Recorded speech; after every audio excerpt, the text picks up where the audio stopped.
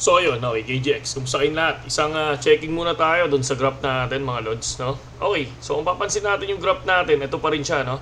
Reject, reject, reject, reject. Tapos pero ngayon, kung titingnan natin, no? Based dun sa ginuhitan natin na to, no? So yung pataas na yan. Kung mapapansin nyo, going up siya, no? So hindi niya binibreak yung mismong line natin kahit na every 4 hours time frame pataas, no? Pataas siya. No, ititingnan natin dito mga lodi, no? Itong 6200, okay? So once na lumipad to ng 6200, dito ako, alam niyo na, no?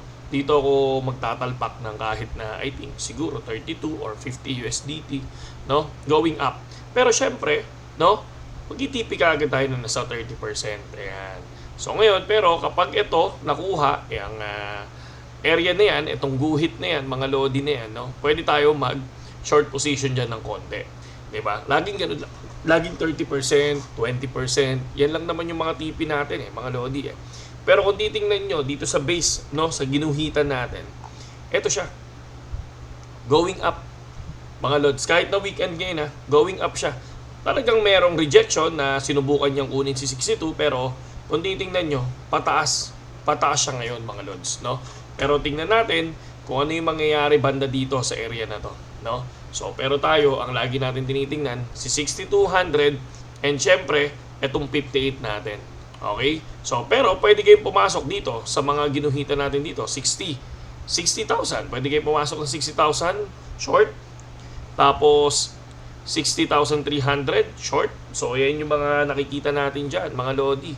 No? So, ayan yun. Yan lang yung mga simple na ginagawa natin. And, kung gagawa naman tayo ng next resistance natin, next resistance, pwede tayo kumuha dito kasi itong area na to ay, ito yung parang naging sinubukan nilang i-reject, no? So, ito yung parang nangyaring dito sa top na to, ito yung tinatawag natin na fake out dyan sa area na yan. So, ito, pwede tayong kumuha dito sa part na to, sa taas na to, no? Ng 64,800. Pwede tayo dyan. So, dito ako sa area na yan. 64,800. So, yan yung mga tinitingnan lang naman natin kapag nag-TTA tayo. Saan ba yung biglang bagsak? Saan ba nagsimula? Ito, pwede to. Itong area na to. Diba? Pero nandito na siya sa loob ng triangle natin Kasi itong area na to, dito na siya nag-start. Nag-drop after nung mismong stable, no? So, kung titingnan natin, dito stable siya Tapos dyan din nagsimula yung pinaka-drop natin. So, tingnan natin lahat yan. Pero so far, puro good news naman yung nakikita ko sa FB. Dahil sabi nga nila, di ba, ang daming nangyayari ngayon. CZ Binance is, sabi nila, laya na. So, tingnan natin kung ano yung gagawin niya. Sabi nga nung iba, nag-start daw ang lipad ng market every October. So, ako naman, tinitingnan ko yung September. Kung ano mangyayari dyan sa September. Kung mapapansin natin, nasa 61 na tayo noong nakaraan. Kung mapapansin nyo, umabot pa tayo dyan. Sa ilalim niyan, 49. So, ang dami nagsabi na magpo-42. Ayan, 49 to 60 ulit. Di ba? Kasi once, dapat talaga nag-isip kayo nung sarili nyo. Huwag kayong makinig sa iba. Tingnan nyo, aralin nyo na lang. Tapos bahala na lang kayo mag-decide kung saan kayo papasok. Ako, syempre, kapag bumagsak yan ng 25%, okay, papasok ako dito. Kasi una, laglag na yun di ba? Hindi naman laging laglag yan di ba? May recovery yan. So, ayan, parang ito, sige, sabihin natin babagsak. Pero still, once na bumagsak yan, may recovery. Ito. Di ba? O bumaksak man yan, tingnan mo yung dulo, may recovery. Di ba? So, ito may recovery. So, possible, pataas naman yung linya ng ngayon. Di ba? So, tingnan natin, may possible na biglang lumipad pa. So, ang dami nagsasabi, October.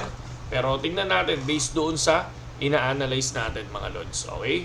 So, ito, murahin na natin to. Ito yung kahapon Di ba? So, sa mga wala pang BitGet, mga lodi, pasok lang kayo sa link natin dyan sa description. Sama-sama tayo mag-trade. Sa simpleng trade lang natin, mga lodi, no?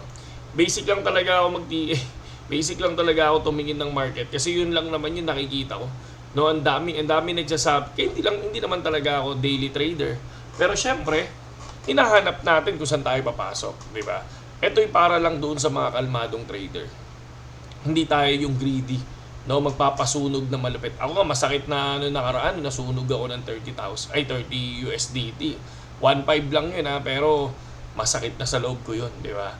So, pero syempre still ano pa rin, tuloy pa rin yung trade natin. Wala naman trader na perfect, di ba? Na 100% talaga is paldo. Di ba? Wala akong nakitang ganun, ha? So, pag may nakita kayong ganun, sige, sabihin nyo sa akin, mga lods, no? So, kung mapapansin natin, Hamster Combat, tinalo siya syempre, ni Rolando Riciano. Syempre, ano to football player, sikat na football player to, di ba? Siya ang endorser ng Binance, di ba?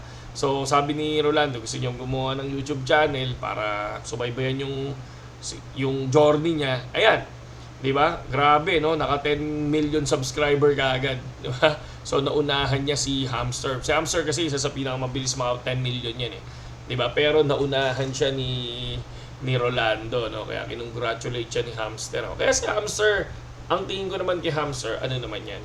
Siguro matagal lang talaga bago magbigay, di ba?